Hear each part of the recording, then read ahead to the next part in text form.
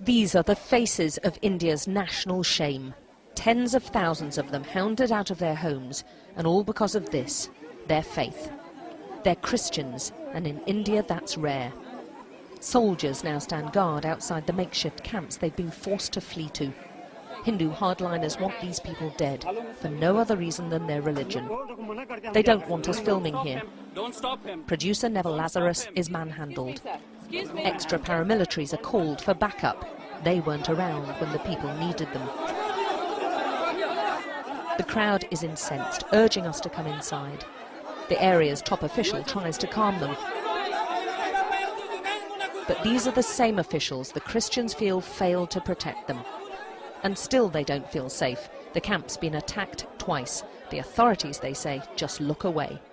They are stuck in no man's land. They don't feel safe outside of the camp, and yet although they're living under armed guard, so many of them in one place makes them an obvious target. And all the while they believe no one cares and no one is listening.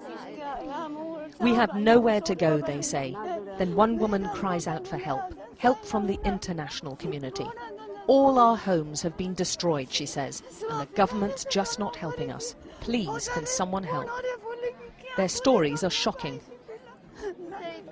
This woman watched as the Hindu gangs burned her brother alive. Even a nun was gang raped and paraded naked in public.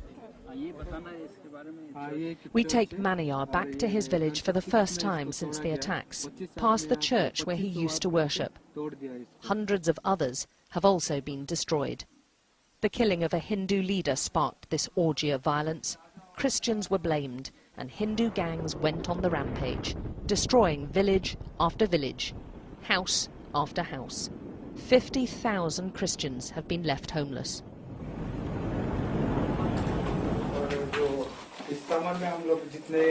Maniyar's home is barely recognizable, with walls smashed in and every room trashed.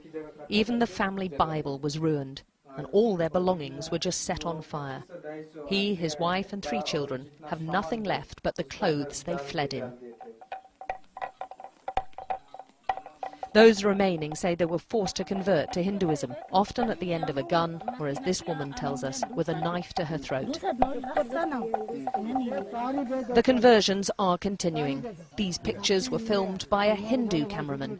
The Christians renouncing their religion each have a tikka mark placed on their forehead to signify the change in their status.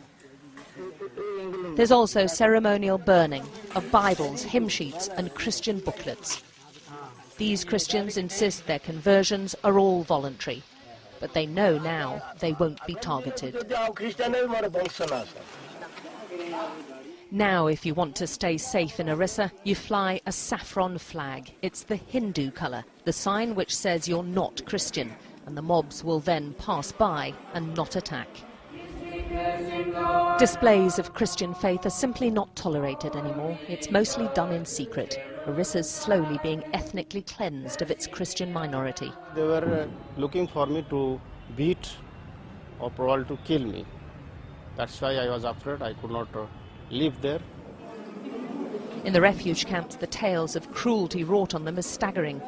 This woman saw one of her grandchildren, who was paralysed, doused with petrol and set alight. The country's Prime Minister's called this Christian persecution, the worst since independence, a national disgrace. But so far he's been powerless to stop it. Alex Crawford, Sky News, Orissa.